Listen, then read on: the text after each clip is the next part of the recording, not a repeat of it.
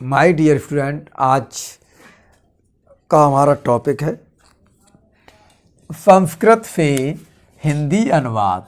किसका है? हमारा संस्कृत से हिंदी अनुवाद है। इसमें आपका श्लोक दिए गए, क्या है? श्लोक दिए गए हैं, श्लोक आपके हैं और ये श्लोक आपके 2 नंबर में अलग से पूछे जाते हैं। इसलिए मैंने आपके एक श्लोक पूछा जाएगा और एक श्लोक आपके पेपर में दिया जाएगा। इसमें भी आप दोनों याद कर लेंगे तो 2 नंबर तो आपको उसके मिल जाएंगे कि आप श्लोक लिखना है।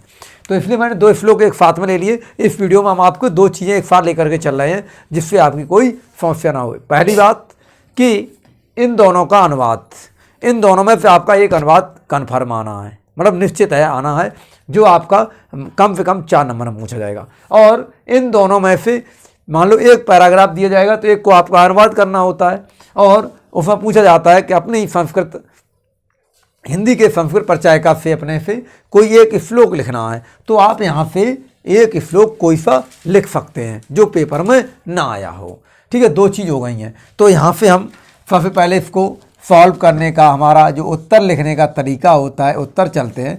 ठीक है, उसमें हमारा एक क्या होता है? संदर्भ होता है। क्या होता है? हमारा एक संदर्भ होता है। उसके बाद में इसका जो खंड हमारा होता है और दूसरा खंड हो जाता है हमारा अनुवाद।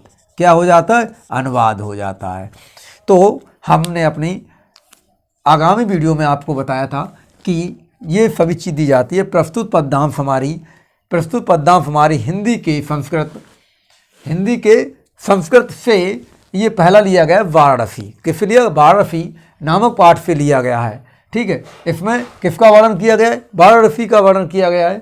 ठीक है, इसी तरीके से इसके दूसरे वाले के लिया जाए तो प्रस्तुत पद्यांश हमारी पाठ्य पुस्तक हिंदी में संस्कृत से प्रबुद्धो ग्रामीण नामक पाठ से लिया गया। किससे लिया गया?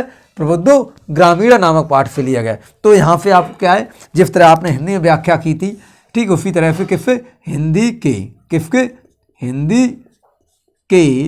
किससे? संस्कृत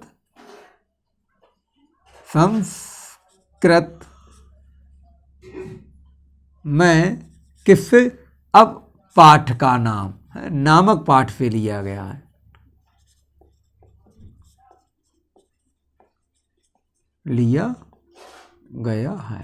तो यहां पर क्या हो? पाठ का नाम। ठीक है, आप पाठ का नाम डाल दें, चाहे आप डाल दें वाराणसी या डाल दें प्रबुद्धो ग्रामीण। पर यहाँ पर क्या? प्रस्तुत पद्यांश। यहाँ पर आपका लिख देता हूँ मैं थोड़ा हिंट के लिए, प्रस्तुत पद्यांश। और एक गद्यांश होता है। क्या होता है? गद्यांश। तो हम कह सकते हैं, तो यहाँ से आपका ये चीज़ हो जाती है कॉमन वाले में, तो आप उससे अपना कर सकते हो। तो हमारा क्या दिया गया है? मरणम मंगलम यत्र विभूतिः च विभूषणम कौपीन यत्र कौफेयसा काफीय के नमीयते। मरणम माने मरना, मंगलम माने मंगलकारी, यत्र माने जहाँ, यत्र माने जहाँ, मरना जहाँ मरना मंगलकारी हो, जहाँ मरना मंगलकारी हो। मरणम माने मृत्यु या मरना, मंगलम माने मंगलकारी, यत्र माने जहाँ, जहाँ मरना मंगलकारी हो। विभूतिश्च, और च माने और, विभूतिश्च, विभूति माने होती है जो राख होती है, जो लोग साधु संत अपने शरीर पर लपेट लेते हैं उसको विभूति बोलते हैं। और उस राखी को विभूषणम माने आभूषण या गहने होते हैं हमारे। क्या? विभूषणम मीफ होता है हमारे गहने, जो लोग सभी लोग अपने पैरों में जो सजते हैं संभलते हैं, तो अपने सोने के आभूषण के समान मानते हैं। कौन? मरना जहाँ पर मंगलकारी हो और वे उनकी विभूति आभूषण हो। कहने का मतलब मरना जहाँ मंगलकारी हो, जहाँ विभूति ही आभूषण हो। फिर क्या कहा? कौपीन यत्र कौफे, कौपीन मीफ होती है क्या? लंगोट। क्या होती है? कौपीन मीफ होती है लंगोट, जो साधु संत लोग रेड कलर की या वाइट कलर की पहनते हैं उसी को बोलते हैं। या मान लो गेरुआ कलर में जैसे ही उनकी पहनने का अपना शौक हो। ठीक, कौपीन यत्र, जहाँ क्या? लंगोट। कैसी हो? कौफे माने होता है रेशम का कपड़ा। कैसा? जैसे उनका रेशम का कपड़ा हो, फा काफ़ी के नमीते, उस काफ़ी की के नमीते, उसको किसको मिल सकती है, किससे हम उसकी तुलना कर सकते हैं। ठीक है, मरणम मंगलम यत्र, जहाँ मरना ही मंगलकारी है। विभूति माने विभूति, और विभूति ही क्या है, आभूषण या गहने हैं। कौपीन यत्र कौफेयम, कौपीनम मई होता है आपकी लंगोट, जहाँ लंगोट ही क्या रेशम की वस्त्र हों। फा काफ़ी के नमीते, उस काफ़ी की हम किससे तुलना कर सकते हैं। कहने का मतलब यह वह काफ़ी हमारी कैसी है, अतुलनीय है, जिससे हम किसी की कंपेयर या हम तुलना नहीं कर सकते हैं। ठीक है, तो आपका इन शब्दों में हमने इसका दिया है। इसी तरह से हम अगर आप दूसरी बार का करना चाहें अनुवाद, तो हमारा ये संताप हमारा यहीं से रहना है। तो क्या, अपदो, अ माने नहीं, पद माने पैर, जिसके पैर नहीं है। दूरगामी, दूर माने दूर तक, गामी माने चलने वाली, क्या है, जिसके पैर नहीं है, दूर तक जाती है। च माने और, क्या होता है। फ माने फहित या साथ में हो। अक्षरो माने अक्षर, न च नहीं हो, च माने वह, च माने और, पंडिता माने पंडित या विद्वान। कहने का मतलब जिसके पैर नहीं, दूर तक जाती हो, और अक्षरों के फैत, अक्षरों फैत न च पंडिता, लेकिन अक्षर हो उनके साथ में, लेकिन वो पंडित नहीं है। ठीक है, न वो पढ़ नहीं सकती है या बुद्धिमान नहीं है।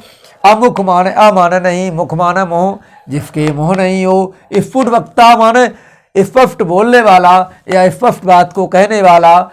च माने और, यो जानात माना जो इसको जानता है। स पंडिता, वह कैसा है, बुद्धिमान है, वह बुद्धिमान है। अपदो माने जिसके पैर नहीं है, अ माने नहीं, पदो माने पैर। दूरगामी, दूर माने दूर तक, गामी माने चलने वाला, और च माने और, फ अक्षरों, फ माने फैत या फात में रहने वाले, क्या अक्षरों, जिसके फात में अक्षर रहते हो। न माने नहीं, च माने और, पंडिता, वह मतलब विद्वान नहीं है या वो पंडित नहीं है। अमुखम माने होता है, अमुखा माने होता है जिसके पास मुख न हो। आ माने नहीं, क्योंकि हमारा किसका है, आ शब्द से हमारी हो जाता है मतलब नकारात्मक चला, जिसके मुख नहीं है। स्फुट वक्ता, लेकिन स्पष्ट बोलने वाला है। च माने और, यो जानात, जो इसको जानता है। फ पंडिता, वह हमारा कैसा पंडित है। तो यहाँ से हमारा क्या होगा, जिसके पैर नहीं है, दूर तक जाता है, और अक्षरों के साथ होते हुए भी वह पंडित नहीं है। मुख नहीं होते हुए भी स्फुट वक्ता है, जो इसको जानता है वह पंडित या विद्वान है। क्या है आपका, अपदो माने जिसके पास पैर नहीं है, दूर तक जाने वाला है, और जिसके पास सात अक्षर है लेकिन वह पंडित नहीं है। अमुखम, जिसके पास मुख नहीं है लेकिन फिर भी कैसा, स्पष्ट बोलता है। और यो जानात, जो इसको जानता है वह कैसा हमारा पंडित या विद्वान है। ठीक, अगर हमारी वीडियो आपको अच्छी लगती है तो आप हमारे चैनल dev.1002 को लाइक करें और अपने दोस्तों को शेयर करें और सब्सक्राइब करें। धन्यवाद।